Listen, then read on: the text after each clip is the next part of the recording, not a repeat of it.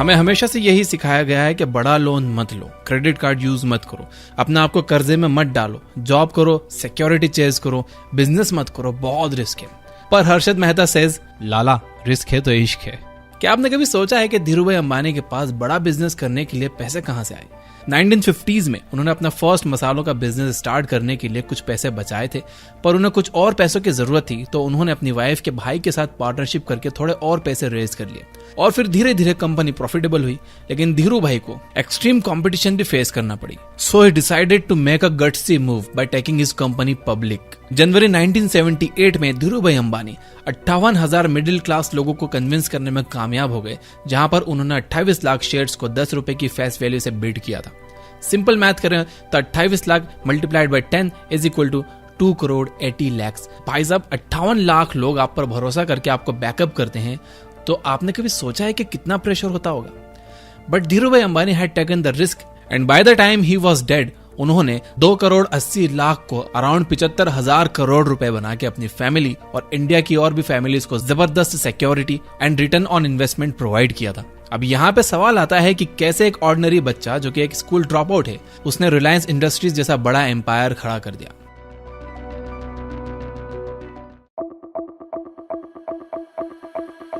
But इससे पहले आपका यह समझना बड़ा जरूरी है कि क्यों अमीर और अमीर होते जा रहे हैं और गरीब होते जा रहे हैं। क्यों अमीर और गरीबों के बीच में एक्सट्रीम पोलैरिटीज है? क्यों 80% दौलत 20% लोगों के पास ही है? क्यों अमीर लोग काम करते करते अमीर भी बन जाते हैं और अपनी लाइफ भी एंजॉय कर पाते हैं, और क्यों गरीब लोग इतना फोकस्ड होकर पूरा दिन काम करके पैसा बचा के कंजूसी करने के बावजूद भी एक एवरेज मीडियोकर लाइफ ही जी पाते हैं? कौन सी ऐसी बातें हैं जो हमें नहीं पता है, जिसके कारण हमें स्ट्रगल करना पड़ती है?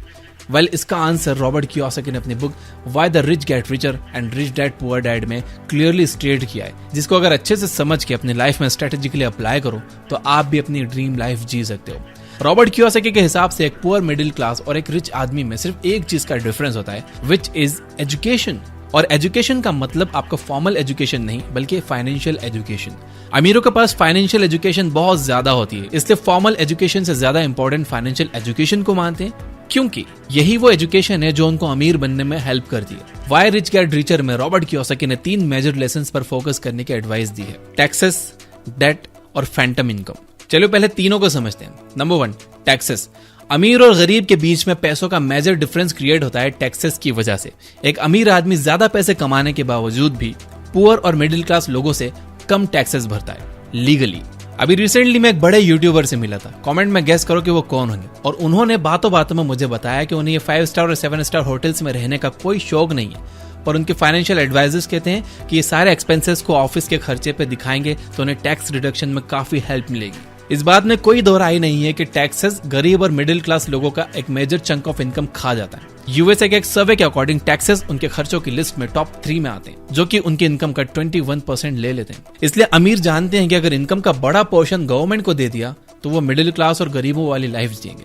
तो सिंपल है, बिजनेस के नाम पे एक्सपेंसेस दिखाओ और अपना टैक्स बचाओ, क्योंकि गवर्नमेंट भी बिजनेस पे बहुत टैक्स कट करके इंसेंटिव प्रोवाइड करती है। यानी अगर आप जॉब कर रहे हो तो गवर्नमेंट को कोई मतलब नहीं है कि आपके बच्चे की स्कूल फीस गई है कि नहीं, आपके घर में खाना है कि नहीं। पहले टैक्स कट जाएगा आपकी सैलरी से, फिर आपको सैलरी मिलेगी। वहीं अगर आप बिजनेस कर रहे हो तो आप बिजनेस के नाम पे बहुत सारे एक्सपेंसेस दिखा सकते हो और लास्ट में जो अमाउंट बचता है उस पर ही टैक्स लगता है। फॉर एग्जाम्पल, मेरा एक फ्रेंड ने भी बिजनेस के एक्सपेंस पे खुद के लिए एक आईफोन खरीदा, क्योंकि एज आई सेड गवर्नमेंट को चाहिए बिजनेसेस प्रॉस्पर करें और अपनी इकोनॉमी बूस्ट हो। इसलिए मेरे फ्रेंड ने पैसे भी बचा लिए और खुद के पर्सनल यूज के लिए फोन भी खरीद लिया। हुई ना एक win win situation create. Debt is the one of the most important tools जिसका यूज करके रिच और वेल्दी होते जाते हैं और मिडिल क्लास और गरीब होते जाते हैं। बहुत लोग सोचते हैं कि वो लोग बिजनेस करेंगे, पर पैसे ना होने के कारण वो जॉब करके पैसे जमा तो करते हैं, बट कंफर्ट जोन में आ जाने के कारण फिर अपने बिजनेस के बारे में सोचते ही नहीं है। पर यही सेम लोगों को जब कार, घर, आईफोन जैसी चीजें लेने का मन होता है, तब ये लोग या तो लोन ले लेते हैं या फिर क्रेडिट कार्ड स्वाइप करके अपने लिए लायबिलिटीज खरीद लेते हैं, वो भी हाई इंटरेस्ट रेट पर।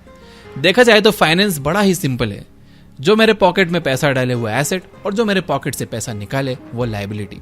Mukesh Ambani one of the richest man होने के बावजूद भी जियो के लिए 12,850 करोड़ का लोन उठाते हैं। क्यों? धंधे के लिए। अब धंधे और डेट में क्या रिलेशन?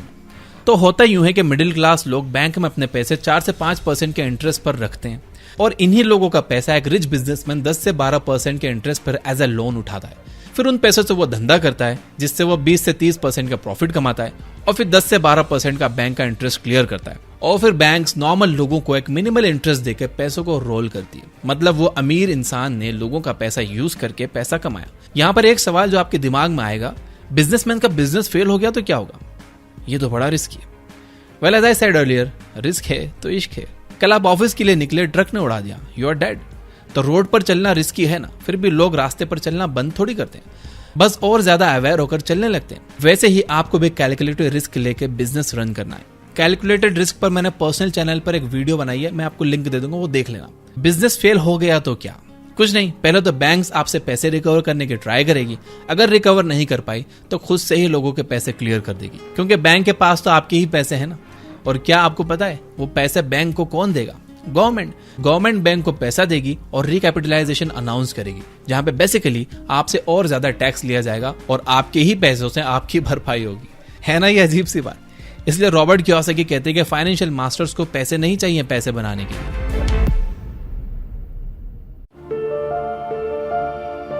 Number 3, Phantom income.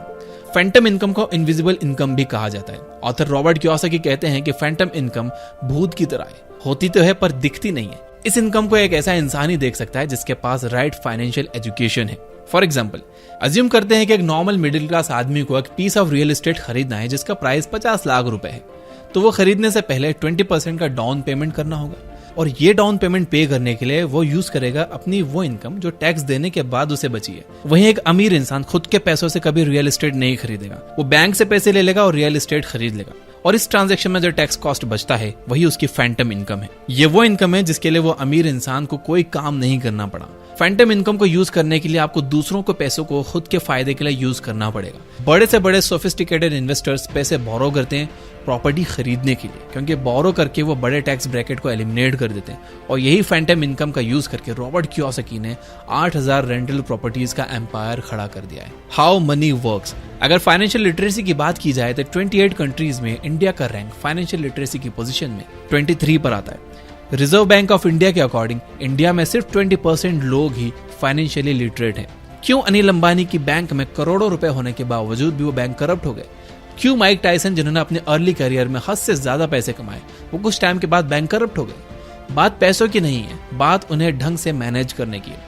चाय सुट्टा बार के ऑनर अनुभव दुबे कोई प्रिविलेज्ड बैकग्राउंड से नहीं आते थे, फिर भी उन्होंने 400 आउटलेट्स खोली, 150 करोड़ का रेवेन्यू जनरेट किया, वो भी बिना किसी फंडिंग के, only and only boot strapping के बेस पर। और ये कोई रॉकेट साइंस नहीं है। आपको बजटिंग पे ध्यान देना है, इनकम का 20% इन्वेस्ट करना है, हेल्थ के लिए इंश्योरेंस करवाना है, और बुढ़ापे, बच्चों की शादी और एजुकेशन के लिए प्लान करना है। It's not how much money you make but how much you keep, how hard it works for you and how many generation you keep it for. Robert Kiyosaki. Most people will suffer but India will conquer.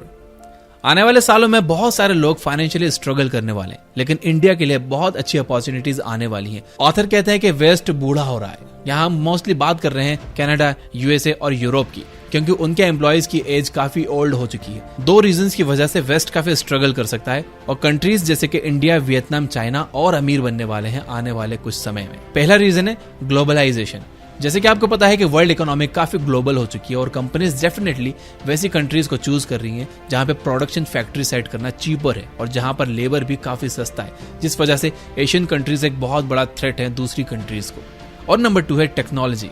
अब सारे businesses technology use करते हैं, तो जो country tech friendly है वहां companies ज्यादा जल्दी ग्रो कर पाएंगी, और यहीं पे इंडिया के पास बहुत बड़ी अपॉर्चुनिटी है। तो अभी हम सभी को फाइनेंशियल लिटरेसी पर फोकस करना चाहिए, और साथ ही अपनी स्किल्स को इम्प्रूव करने पे भी फोकस करना होगा, जिससे हम इंडिया को आने वाले सालों में और आगे बढ़ा सकें।